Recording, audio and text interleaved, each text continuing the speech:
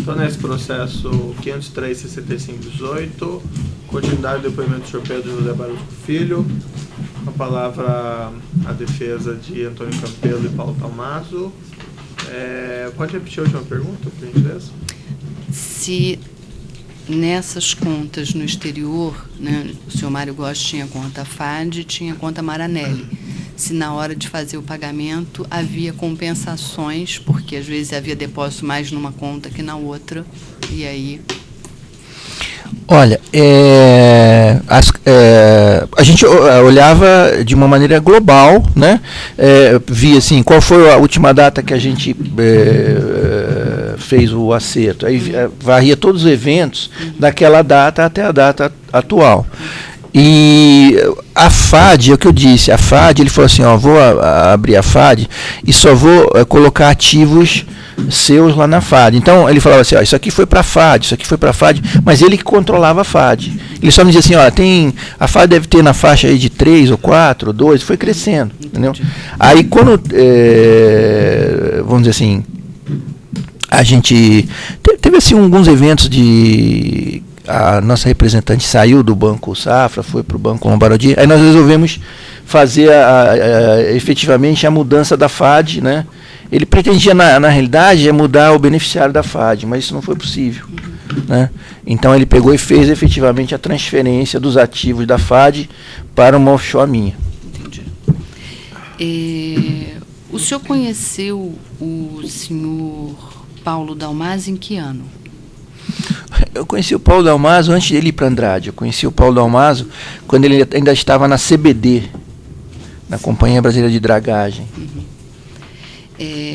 Como o senhor disse aqui que fez a tabela de cabeça, quando o senhor coloca aqui Túnel Gasdug 3, Mário Góes, Paulo Dalmaso, e o senhor mesmo diz, e na de baixo tem Antônio Pedro, duas questões me chamam muito a atenção. Primeiro, que no interrogatório do senhor Mário Góes e também nos termos de colaboração dele, ele diz que a única pessoa na Andrade com quem ele tratava de supostos pagamentos seria com o senhor Antônio Pedro, né? Que era o único representante da Andrade, que ele, e como o senhor mesmo disse aqui, era o encarregado de fazer essa cobrança. Ele disse que quando o Antônio Pedro saiu, em final já de 2010, 2011, ele passou para o senhor Paulo Dalmaso, mas que ele nunca conversou com o senhor Paulo Dalmaso sobre isso. E que foi aí também que ele saiu, parece que em 2010 ele encerrou as atividades junto com o senhor, então que ele não tratou desse assunto. Pode ser. Pode ser. Porque como aqui esse contrato é de 2008 e o senhor Paulo Dalmaso só entrou no meio de 2010 na Andrade, o senhor pode ter se equivocado aqui? Posso. Isso é exatamente o divisor de águas. Vocês ficam normalmente me perguntando, né, sobre o relacionamento do operador com a empreiteira. Entendi. Isso aí não era meu trabalho. Então eu posso cometer erros mesmo. Claro. Porque o papel o senhor Mário Góes recebia 30%.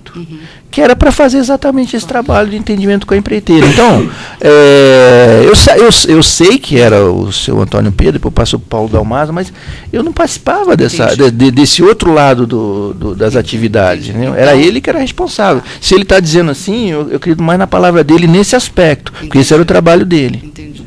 Não, eu sei que, como aqui, na verdade, são muitos detalhes, o senhor mesmo disse, né, que o senhor não quer cometer nenhuma injustiça, então eu estou perguntando se pode ter havido um engano. Pode. Entendi. Então, eu pedi só para fazer perguntas mais diretas. Mas eu estou fazendo direto, Excelência. Não está um pouquinho argumentando. Não, eu não estou argumentando, Excelência, eu estou fazendo uma pergunta direta. Não estou dando uma pergunta direta. Fazendo. Que assim, esse tipo de pergunta, dessa forma, assim, pode influenciar o acusado. Excelência, foi ele que disse que só apontou 3 obras porque ele não queria fazer uma acusação séria injustamente. Doutora, perguntas diretas, tá? Estou fazendo. Suas falas estão maiores que a do próprio acusado. Não estão não, Excelência. Tá, doutora, por gentileza, então. Tá bom. Me desculpe, então, se eu não estou sendo muito objetiva.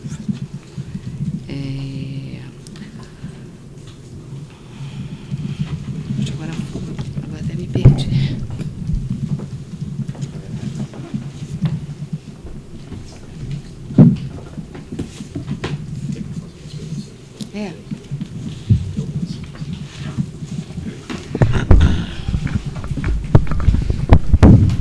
Senhor Pedro, eu gostaria que o senhor pudesse explicar um pouco melhor essa situação do senhor Renato Duque para nós.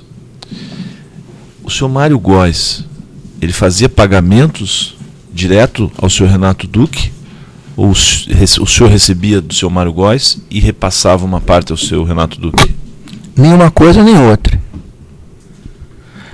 Eu recebia a parte do senhor Renato Duque e contabilizava. E aí, em outros contratos, quando o Dr. Renato Duque passou a ter condição de receber, eu comecei a encaminhar outros recursos para fazer a compensação. Então, eu recebia em nome do senhor Renato Duque, mas não repassava para o senhor Renato Duque. Né? Entendi. O senhor sabe se as empresas fizeram algum pagamento direto ao senhor Renato Duque em face desses contratos? De quais contratos? Da lista? É. Sim. E desses que o senhor mencionou aqui no caso desse processo? Não. Os três contratos da Andrade Gutierrez que mencionou? Não, eu recebi em nome dele. Em nome dele. O senhor Mário Góes tratava diretamente com o senhor Renato Duque a respeito dessa situação ou não?